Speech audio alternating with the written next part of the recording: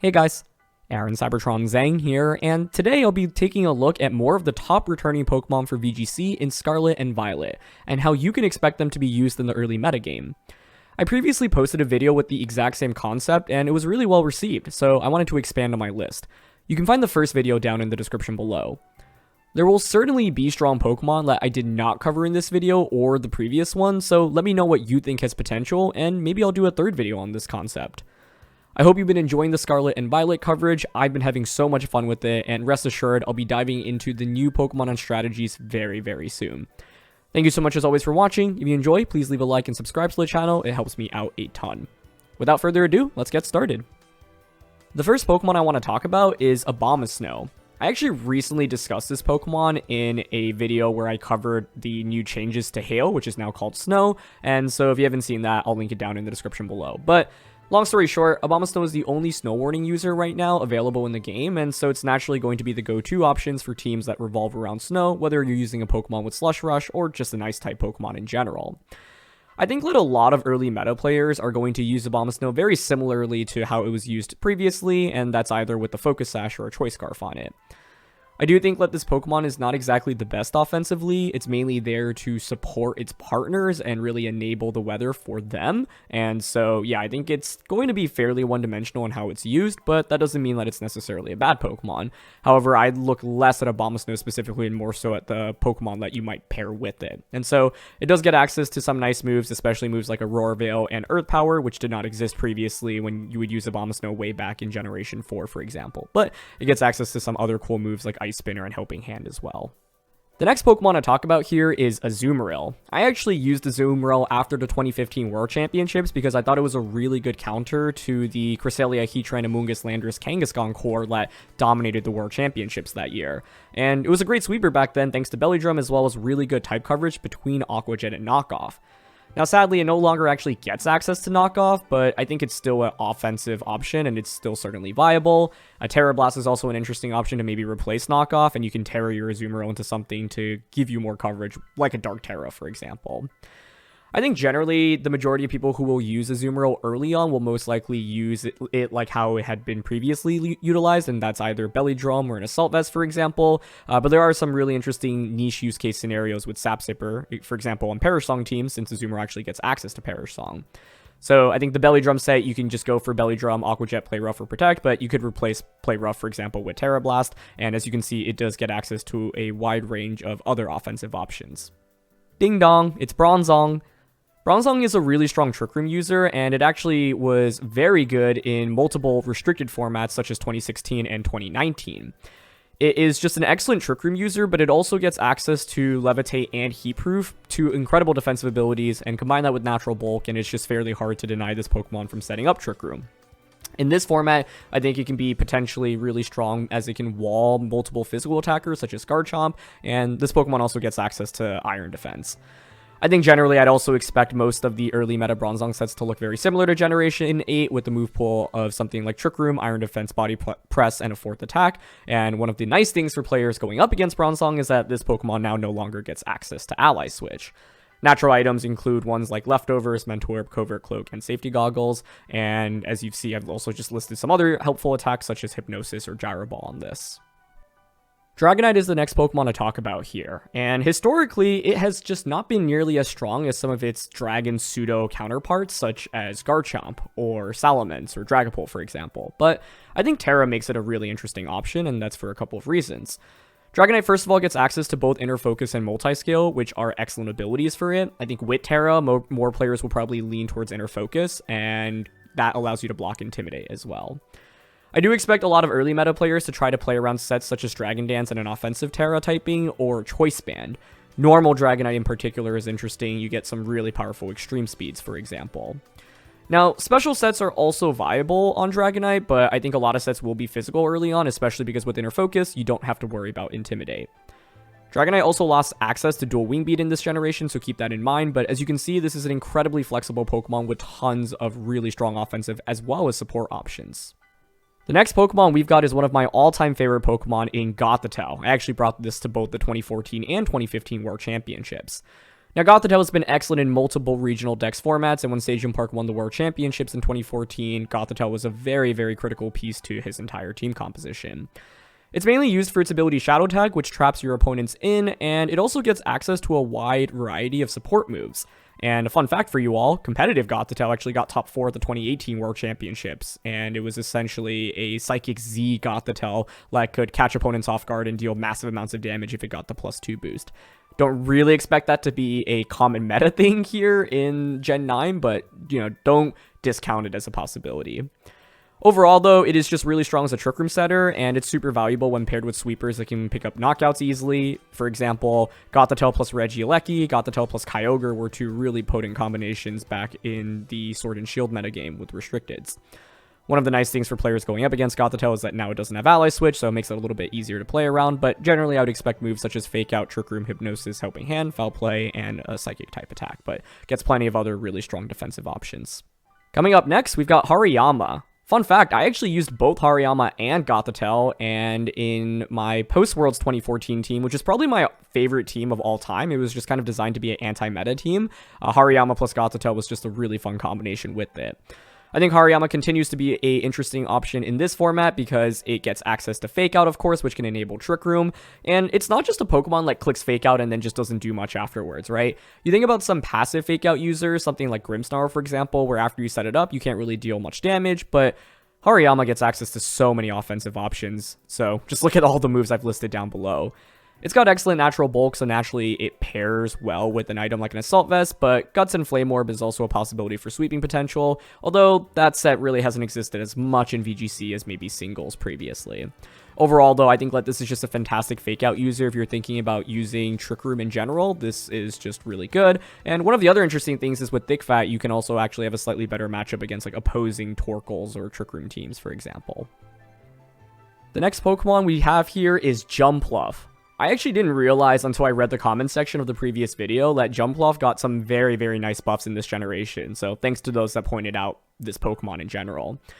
Now it gets access to Tailwind, Pollen Puff, and Dazzling Gleam, so it's got a lot more resources at its disposal. Naturally, it's going to be a nice Tailwind and support-oriented Pokemon. It's generally used on teams that have Sun, and so for example, Jumpluff plus Torkoal will be a natural combination in the upcoming format, and it can apply immediate pressure, of course, with Sleep Powder. Fun fact, 2013 World Champion Arash Omadi actually used Jumpluff to win the 2016 German National Championships, and he had a set with Sleep Powder, Helping Hand, Encore, and Protect with Koba Berry paired with Primal Groudon. As you can see, though, it does get access to a wide variety of support attacks, and so this Pokemon has a lot of options. We haven't really seen Jumpluff in a while, and since then it also got access to Strength Sap, which I think can be fairly good as well. So yeah, overall just good utility. The next Pokemon to talk about is Klefki. Now, Klefki is one of the prankster users within the game, and it is a solid support option. I think it often functions similar to Grimmsnarl in that you can set up screens, and often like to carry a Light Clay as well. But there are some key differences between it and Grimmsnarl.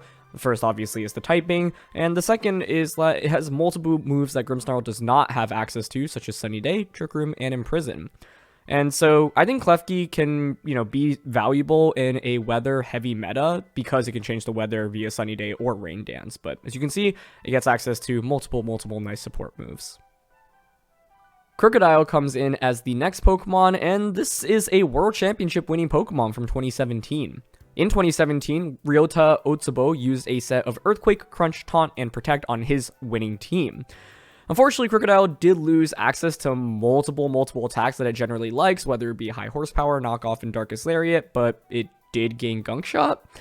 Anyway, at the end of the day, I think it's still valuable as a relatively fast Intimidate user that can also deal decent amounts of damage, and Intimidate is always valuable, and there's a reason why this Pokemon won the World Championship back in 2017. As you can see, it also really gets access to many notable moves. This could, double down as an offensive sweeper because it has really good type coverage across the board. And so, yeah, multiple ways to use it, but, Ryota kind of used it for offense as well as support when he won Worlds with it in 2017. Following that, we've got Lilligant.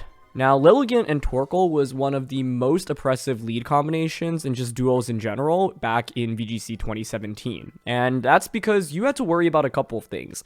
You had to worry about either Lilligant just launching a Sleep Powder into your main attacker immediately, or Lilligant going for after you onto Torkoal, thus allowing Eruption to go off. And so it was often difficult to find a play that could cover for both Sleep Powder and after you combos. I think Lilligant becomes even scarier in Generation 9 because, first of all, you can have Ghost as your Terra type, allowing you to bypass Fake Out, or you can have Covert Cloak also allowing you to bypass Fake Out. And so that could often just give you a huge momentum swinging turn 1 when you have it next to Torkoal. And so generally, you should expect to see it with Sleep Powder after you leave Storm or Protect, but it gets access to a wide variety of other supportive attacks as well as offensive attacks, such as Encore.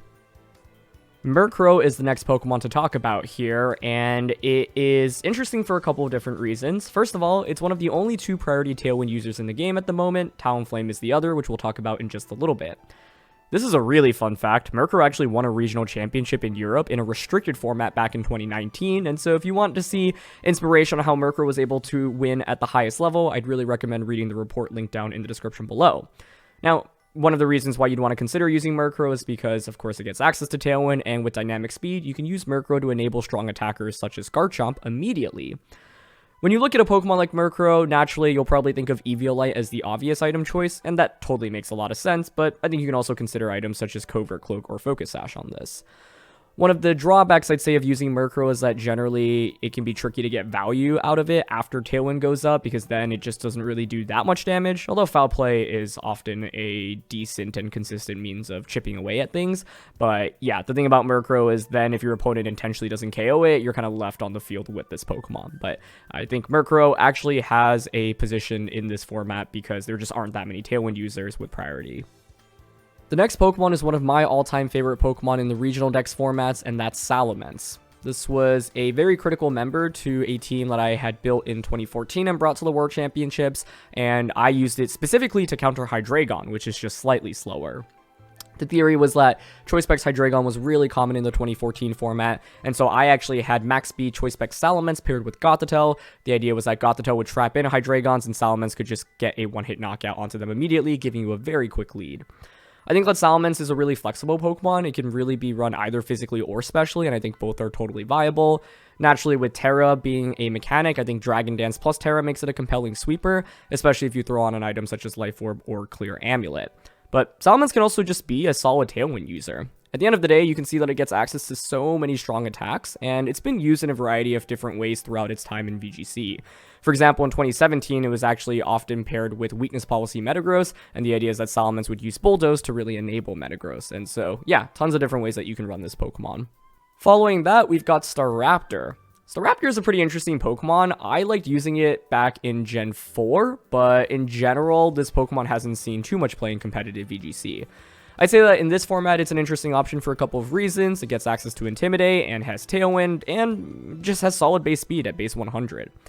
Staraptor also can go for the final Gambit combination with the Choice Scarf, and that's a combination that we didn't really see used at all in Gen 8 thanks to Dynamax. It would be fairly useless if you were to go for that. You would lose a Pokemon, and you would not KO, the Dynamax Pokemon.